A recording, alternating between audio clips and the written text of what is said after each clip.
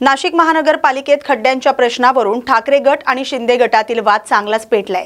आंदोलनादरम्यान दोन्ही गटांचे पदाधिकारी आमने-सामने आल्याने महापालिका परिसरात काही काळ तणावाचं वातावरण निर्माण झालं। यावेळी ठाकरे गटाचे नगरसेवक किरण दराडे यांच्याशी महापालिका आयुक्त मनीषा खत्री यांनी चर्चा केली। दुसरीकडे शिवसेना शिंदे गट महानगर प्रमुख प्रवीण तिधमे आणि उपायुक्त सुवर्णा दखने यांनी देखील आंदोलकांशी संवाद साधला। शिंदे गटाकडून विरोधक म्हणून तुम्ही काय केले, आम्ही तुमचा निषेध करतो अशी घोषणाबाजी करण्यात आली। त्याला प्रत्युत्तर देताना ठाकरे गटानं सत्तेत राहून आंदोलन करण्याचा काही उपयोग नाही असा पलटवार केलाय आणि शिंदे गटाविरोधात जोरदार घोषणाबाजी केली। महापालिका परिसरात दोन्ही गटांमध्ये शाब्दिक चकमक झाली असली तरी प्रशासनानं परिस्थिती नियंत्रणात ठेवत दोन्ही बाजूंची भूमिका ऐकून घेतली। आदिवासी समाजाचा गौरवशाली इतिहास, संस्कृती, देवदेवतांची अस्मिता आणि महापुरुषांचा वारसा पुढील पिढीपर्यंत पोहोचावा या उद्देशानं शासनाच्या वतीनं विविध महापुरुषांच्या जयंती साजऱ्या केल्या जात असल्याचं आदिवासी विकास मंत्री अशोक उईके यांनी सांगितलंय। ते म्हणालेत की गेल्या 5-6 वर्षांपासून आदिवासी विकास विभागामार्फत महापुरुषांच्या जयंती उत्साहात साजऱ्या केल्या जातात। यामागचा उद्देश आदिवासी समाजाची ओळख, संस्कृती आणि परंपरा जिवंत ठेवणं तसंच नव्या पिढीला आपल्या इतिहासाची जाणीव करून देणं हा आहे।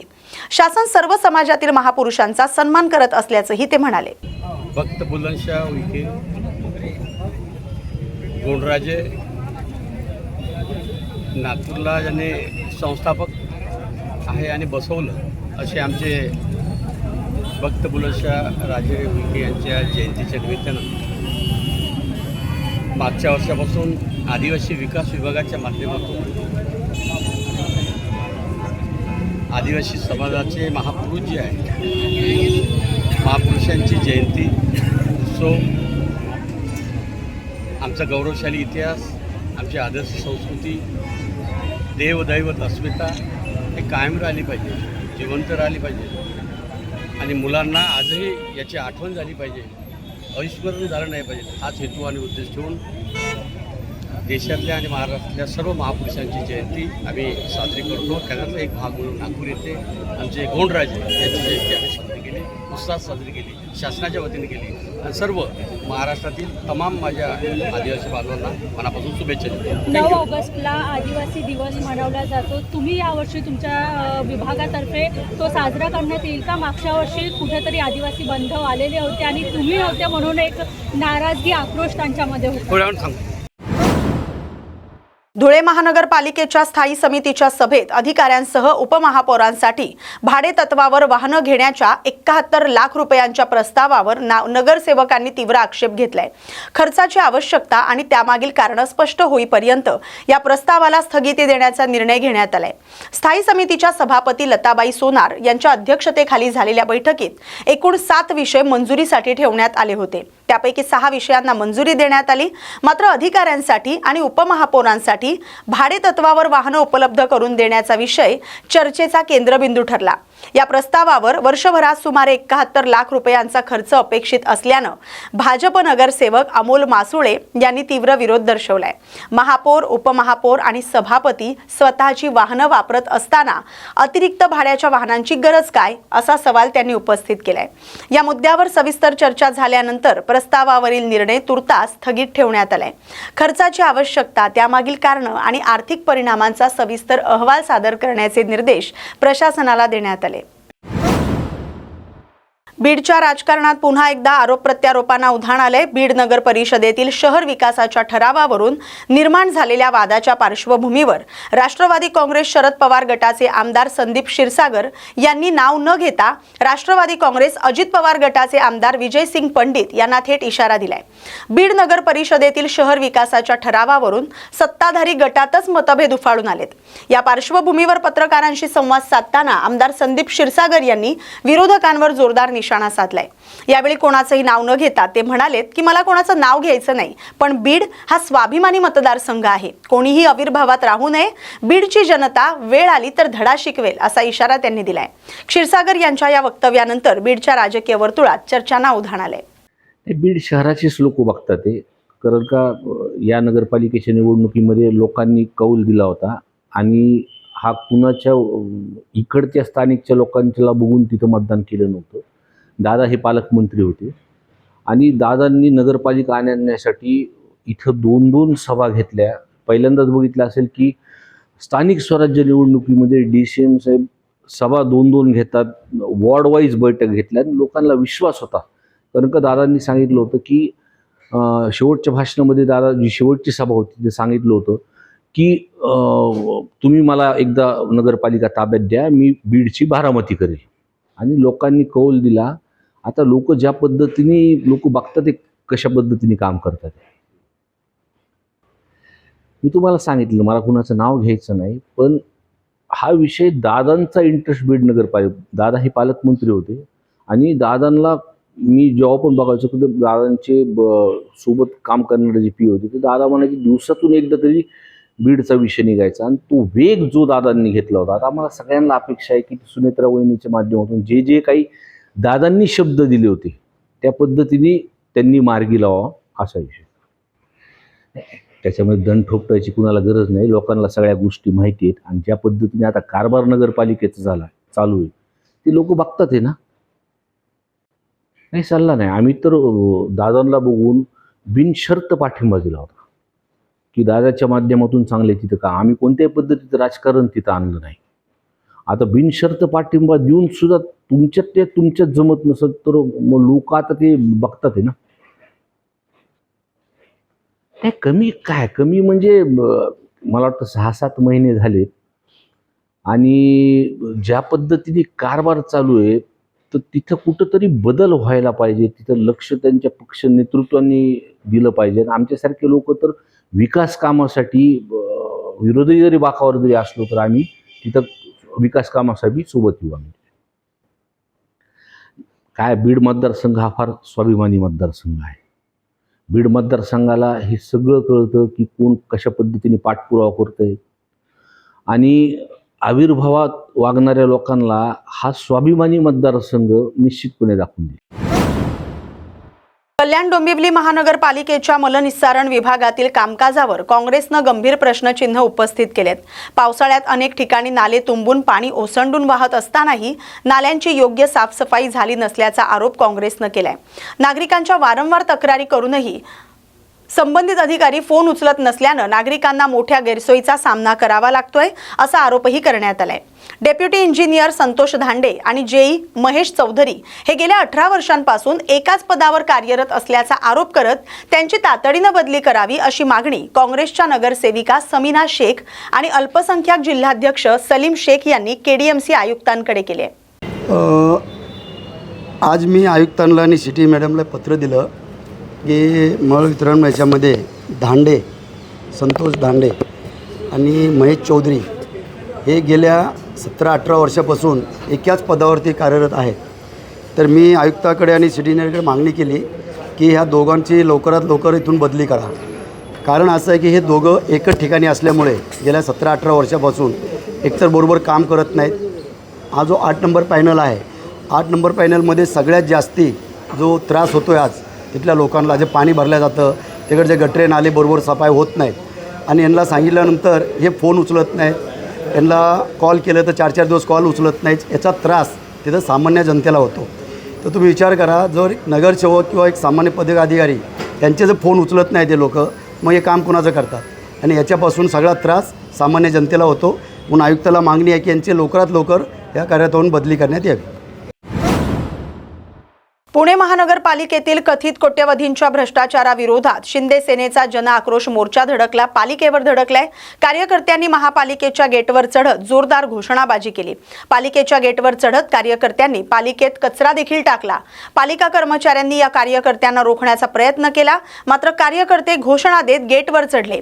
1 तारखेपर्यंत कारवाई करा, अन्यथा तीव्र आंदोलनाचा इशारा देण्यात आलाय. आम्ही पुणे महापालिकेत सत्तेत नाही, पण पुणेकरांच्या पैशावर जर डल्ला मारला जात असेल, पुणेकरचा पैसा असा बेकायदेशीर व्हायला जात असेल, तर आम्ही निश्चितच पुणेकरांचा एक सहनशीलते बघून आम्ही या ठिकाणी प्रशासनाचा या ठिकाणी धिक्कार करतोय. जो काही गैरकारभार, जो कोट्यवधी रुपयाचा घोटाळा पुणे महानगरपालिकेत चाललेला आहे, त्याच्या निषेधार्थ आम्ही आज जन आक्रोश आंदोलन या ठिकाणी केलेलं आहे. काय काय मागणी केलेली आहे? आम्ही यामध्ये कचऱ्यामध्ये झालेला घोटाळा असेल, भर दिवसा LED चोरीला असेल, त्या शिक्षण मंडळातून फाईल गेलेले चोरीला असेल, त्याचबरोबर संगणकाचा डाटा या ठिकाणी डिलीट झालेला असेल, त्याचबरोबर अनेक गोष्टी भरतीमध्ये झालेला घोटाळा असेल, त्याचबरोबर अनेक पद्धतीच्या प्रकारच्या गोष्टी, पहिल्या पावसामध्ये नाले सफाईच्या मध्ये झालेला घोटाळा असेल, रस्त्यामध्ये झालेले खड्डे असतील, अशा अनेक गोष्टीचा आम्ही या ठिकाणी गोष्टी आज आंदोलन करत आहोत. पण आता तुम्हाला महापौर इथे वेळ देत नाहीत. महापौर तुम्हाला आम्ही महापौराची वेळ मागितली ना, आम्ही करतोय प्रशासनाच्या विरोधात करतोय, पण 1 तारखेपर्यंत त्यांना मुदत देतो. जर पुणे महापालिकेचा कारभार परत सुरळीत नाही झाला तर 1 तारखे सप्टेंबरपासून आमचं तीव्र आंदोलन या ठिकाणी चालू आहे. आणि नाना, पाहायला गेलं तर व्हिडिओमध्ये पण 2 व्हिडिओ तुम्ही व्हायरल केले, ज्याचे ट्विट केले होते. तुम्ही 2 व्हिडिओ ट्विट केले होते, 2 ते 3 व्हिडिओ महानगरपालिकेच्या कारभाराच्या विरोधात होते. काय सांगाल? महापालिकेचा जो चाललेला कारभार आहे, अंधाधुंदी कारभार चालू आहे. प्रशासनावर सत्ताधाऱ्यांचा कुठलाही अंकुश नसल्यामुळे प्रचंड मोठ्या प्रमाणामध्ये या ठिकाणी घोटाळा या महापालिकेत चाललाय. कुठलाही अधिकारी रस्त्यावर काम करत नाही. आज आपण संपर्क पुणे शहरातले जर रस्ते बघितले तर सर्व रस्त्यांची या ठिकाणी चाळण झालेले. पहिल्या पावसाने मोठ्या प्रमाणामध्ये रस्त्यावर जलमय झाले. नाले सफाईचा घोटाळा असेल, प्रचंड मोठ्या प्रमाणात सायकल ट्रॅकमध्ये झालेला घोटाळा, हे सगळ्या गोष्टीच्या विरोधात आज शिवसेना जन नवी मुंबई शहर आणि परिसरात मास्टर कीच्या सहाय्यानं ऑटो रिक्षा चोरी करणाऱ्या सराईत गुन्हेगाराला मध्यवर्ती गुन्हे शाखेच्या पथकानं अटक केले. 22 वर्षीय अमन शिवशंकर पांडे याला सीसीटीव्ही फुटेज आणि तांत्रिक तपासाच्या आधारे कोपरखैरणे रेल्वे स्थानक परिसरातून ताब्यात घेण्यात आले. चौकशीत आरोपीनं मोकळ्या जागेत आणि पार्किंगमध्ये उभ्या असलेल्या रिक्षा मास्टर कीच्या सहाय्यानं चोरून त्या विक्रीसाठी वेगवेगळ्या ठिकाणी लपवून ठेवल्याची कबुली दिली. या कारवाईत नवी मुंबई आणि ठाणे परिसरातील 12 रिक्षा चोरीचे गुन्हे उघडकीस आलेत. सुमारे 9,55,000 रुपये किमतीच्या 12 ऑटो रिक्षा जप्त करण्यात आलेत. नवी मुंबई पोलीस आयुक्तालयाच्या हद्दीमध्ये रिक्षा चोरीचे अनेक गुन्हे घडले होते. त्यामध्ये कोपरखैरनेमधील गुन्ह्याचा समांतर तपास करत असताना गुन्हे शाखेच्या मध्यवर्ती कक्षचे आमचे senior PI Ajay Shinde, Satish Bhosale, API Sachin Kokare, PSI वाट, हवालदार अनिल यादव, महेश पाटील, राहुल वाघ, सोमनाथ काळे, अजय कदम, निलेश किंद्रे, नवनाथ पाटील यांनी सगळ्यांनी मिळून एक व्यक्तीला ताब्यामध्ये घेतलं, ज्याचं नाव होतं अमन शिवशंकर पांडे.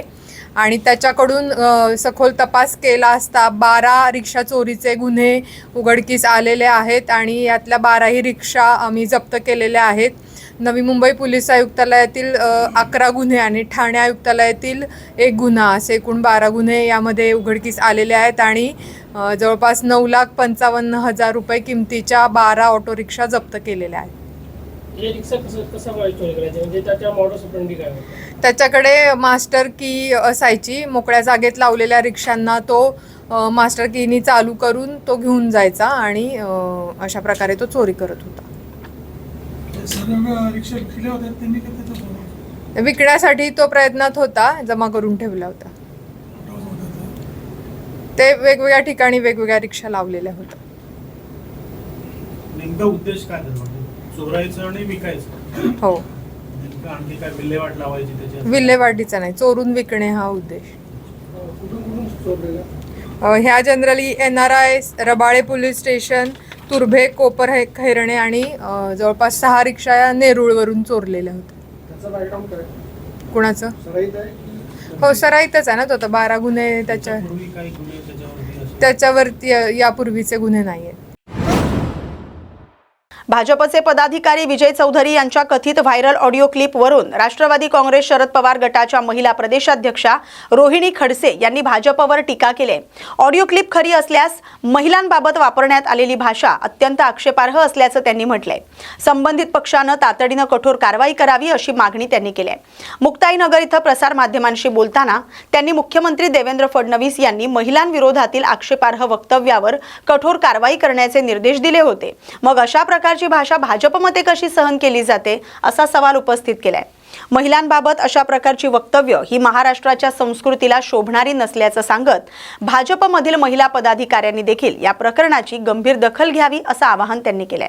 जी ऑडिओ क्लिप व्हायरल झालेली आहे, जर ती खरीच असेल तर मला भारतीय जनता पार्टीच्याही लोकांना विचारणं आहे की तुमच्याच पक्षामध्ये काम करणाऱ्या महिला पदाधिकाऱ्यांच्या बाबतीमध्ये असले अश्लील वक्तव्य करणारे हे भारतीय जनता पार्टी कसं खपवून घेतं. कारण अधिवेशनाच्या काळामध्ये मुख्यमंत्री महोदयांनी एक वक्तव्य केलं होतं की जे लोक टीका टिप्पणी करतात असल्या भाडेके टट्टू अशा लोकांना आम्ही सहन करणार नाही आणि याच्यामुळे महाराष्ट्र बदनाम होतोय. माझं त्यांना विचारणं आहे की असल्या तुमच्याच भारतीय जनता पार्टीच्या पदाधिकाऱ्यांच्या तोंडातनं जर गटार बाहेर पडत असेल आणि या गटारीमुळे ज्या महिला पदाधिकारी आज राजकारणामध्ये काम करतायत त्यांच्या बाबतीमध्ये असे वक्तव्य केले जात असतील तर याने महाराष्ट्राची बदनामी होत नाही का?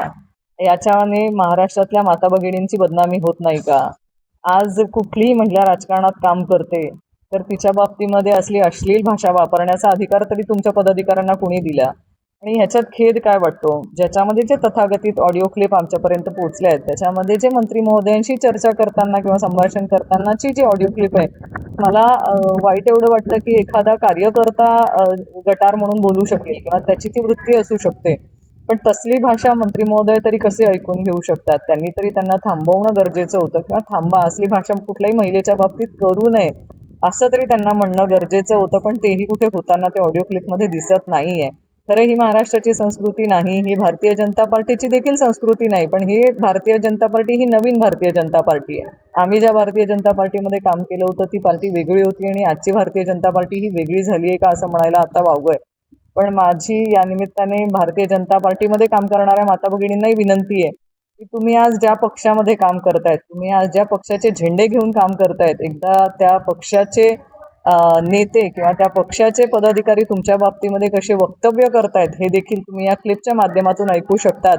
कारण भारतीय जनता पार्टीचे झेंडे जिथे जे नंदुरबार जिल्ह्यातल्या माता भगिनी माझ्या उचलताना दिसत आहेत त्यांच्या बाबतीतलेच अश्लील वक्तव्य ह्या ऑडिओ क्लिपमध्ये करताना दिसतात. म्हणजे नावं घेऊन ही महिला अशी आणि ती महिला तशी, ह्या असले वक्तव्य त्या ऑडिओ क्लिपमध्ये दिसत आहेत जे खरंच आम्हाला ऐकताना लाज वाटते, पण यांना बोलताना लाज वाटत नाहीये एखाद्या महिले बाबतीमध्ये.